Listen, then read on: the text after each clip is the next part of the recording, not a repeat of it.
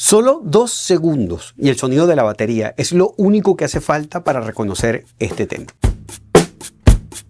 Billie Jean es una de las canciones más emblemáticas y reconocibles de la historia de la música pop, y esto es algo que no pasa por casualidad, porque cada uno de los detalles de esta canción está meticulosamente pensado, medido y trabajado. En este video vamos a conocer de dónde vino la inspiración de esta canción, quiénes hicieron posible que se convirtiera en la canción más vendida de Michael Jackson. Vamos a echarle un vistazo al proceso de producción y además nos vamos a enterar por qué Michael Jackson casi pierde la vida escribiendo la letra de esta canción. Yo soy César Muñoz y esta es la historia de Billie Jean en La Cata Musical.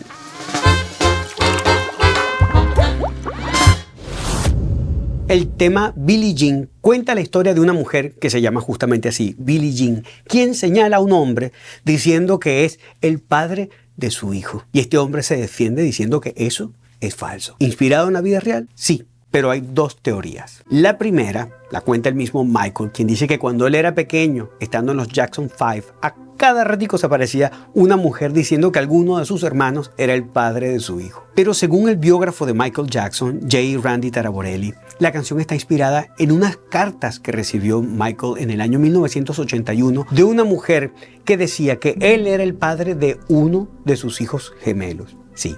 Ella decía que era solamente de uno. Esta persona empezó a mandarle tantas cartas que Michael Jackson empezó a tener pesadillas. Pero lo más delicado fue cuando recibió una correspondencia que incluía un arma e instrucciones con lo que debía hacer para reunirse con ella en el más allá. Tiempo después se enteraron que la mujer había sido recluida en un centro psiquiátrico. Vale la pena recordar que existe una tercera interpretación que hizo alguien, seguramente gracias a sus tiempos de ocio, en los que se dio cuenta que la frase "But the kid is not my son", pero ese niño no es mi hijo, por la fonética y por la forma de pronunciar de Michael Jackson, podía ser reinterpretada en perfecto español. The kid is not my son.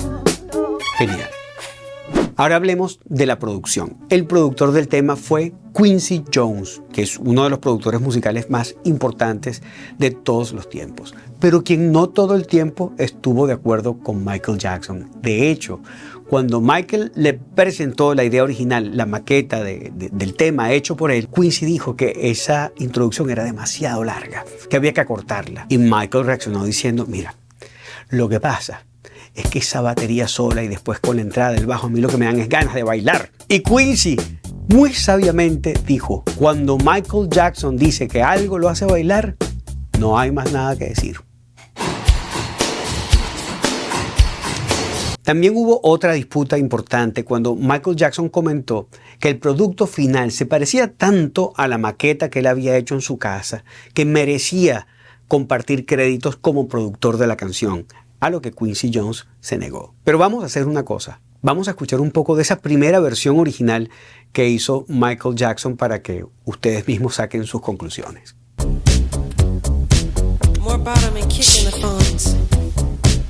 Ya por lo menos el ritmo y el patrón de bajo estaban establecidos. Vamos a seguir escuchando. Los acordes, la propuesta del timbre del sintetizador también estaban bastante claras.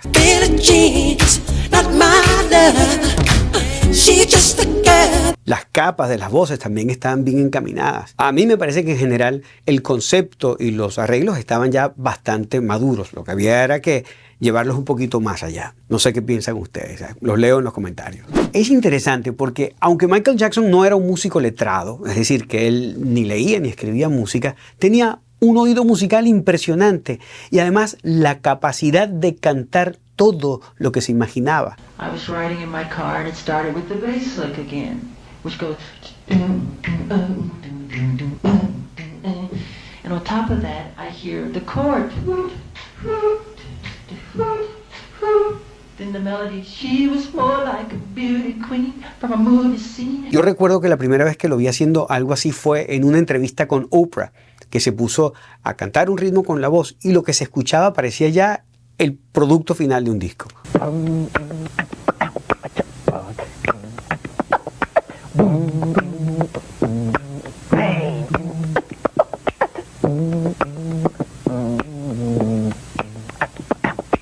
era una máquina. Lo que indiscutiblemente sí había que trabajar y que no estaba en la maqueta original era el sonido de la canción, la personalidad sonora. Porque si al comienzo lo único que íbamos a escuchar era una batería, había que lograr que el sonido de esa batería fuese único y distintivo. El ingeniero Bruce Sweden comenzó a trabajar para crear esta personalidad sónica. Y lo primero que hizo en el proceso de grabación fue separar a la batería del suelo.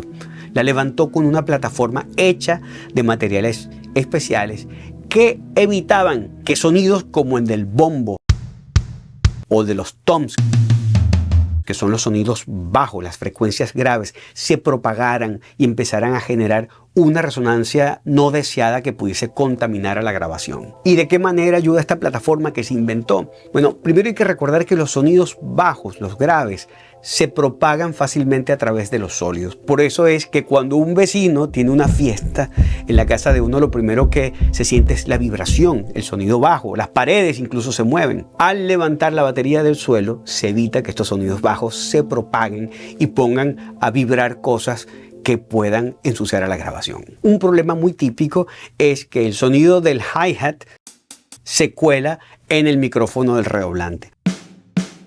Entonces Bruce, para evitar esto, colocó entre ellos una pieza de madera para que el sonido de cada uno quedara grabado de forma aislada y así entonces luego poder procesarlos de forma independiente. Esa técnica tan sencilla fue completamente innovadora en el momento, tanto así que marcó un nuevo estándar en la industria y, más importante aún, le permitió lograr ese sonido distintivo que hace que uno reconozca la canción apenas empieza a sonar la batería. Otro elemento clave en la canción es el bajo, que tiene un patrón repetitivo, súper pegajoso, que como ya vimos viene de la maqueta original de Jackson, pero que en la grabación final la interpreta el bajista Louis Johnson. Esta línea llama la atención por su sencillez, pero también por su gran personalidad. Yo me atrevería a decir que es el elemento más representativo de toda la canción. En el año 1984, es decir, un año después que salió al mercado Billie Jean, el cantante inglés Billy Ocean sacó un tema que se titula Caribbean Queen, con un bajo realmente muy parecido.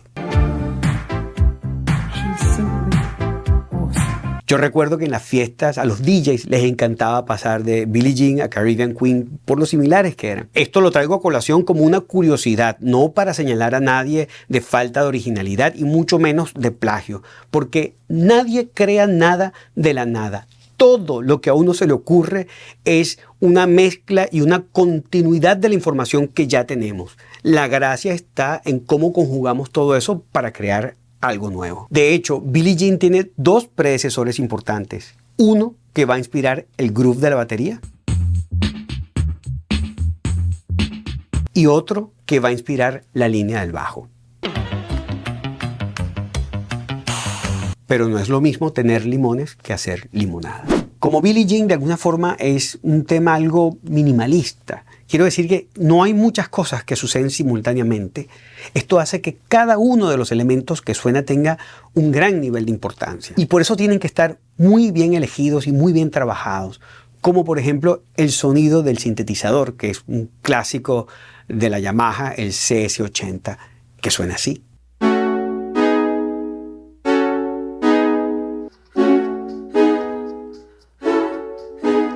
O los riffs de la guitarra.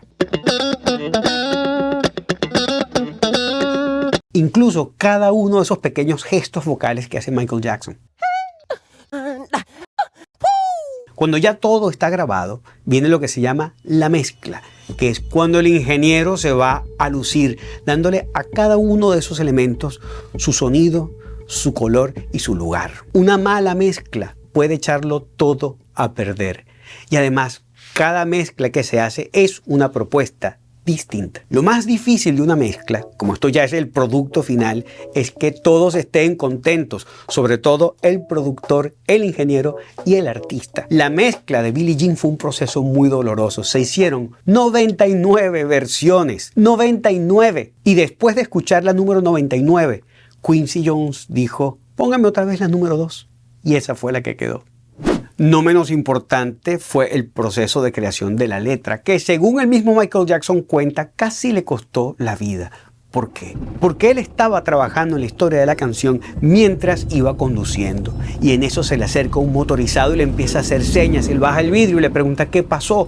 ¿Cómo que qué pasó? Que su auto se está incendiando. Y ahí es que él se da cuenta que todo está lleno de humo. Se baja inmediatamente y ve que la parte de abajo está completamente en llamas. Michael Jackson, recordando este episodio, decía que es que él estaba tan absorto en el proceso creativo que no se había dado cuenta de lo que estaba pasando, y de no haber sido por la persona que lo alertó, las consecuencias hubiesen podido ser fatales. Billie Jean tuvo un impacto muy importante en la industria. Fue el primer videoclip de un artista afroamericano que estuvo en rotación constante en MTV. Y además, junto con el video de Thriller, marcaron una nueva pauta en la industria de lo que significaba hacer un video musical para una canción. También marcó un antes y un después en la propia carrera de Michael Jackson. La presentación que él hizo en vivo en el especial de Motown fue la primera vez que él salió con el guante de piedras brillantes, con la chaqueta de lentejuelas, con los pantalones brincaposos. Fue la primera vez que él hizo el moonwalk. La canción, por supuesto, llegó al puesto número 1 en la cartelera Billboard. Fue el tema de ascenso más rápido que tuvo desde que estaba con los Jackson 5. Fue el sencillo más vendido de toda su carrera y además forma parte vital de Thriller, que es el álbum más vendido de toda la historia. Cuando yo escuché a Billie Jean por primera vez, me impactó y me cautivó por la mejor razón de todas, que es la sin razón. Es decir, me atrapó sin necesidad de análisis ni de justificación, que yo creo que de entrada es la razón más pura y válida que hay para poder conectar con una canción. Pero en la medida que pasa el tiempo y la escucho una y otra vez, es como que me voy sumergiendo en nuevos niveles de lectura, donde voy apreciando de otra forma cada uno de los elementos que la conforman y valorando la forma tan delicada en la que fue manufacturada. Y todo esto hace que ese impacto inicial se transforme en una gran admiración por el genio y por todos los genios que trabajaron para hacer posible esta canción. Yo soy César Muñoz y esta fue la historia de Billie Jean en La Cata Musical.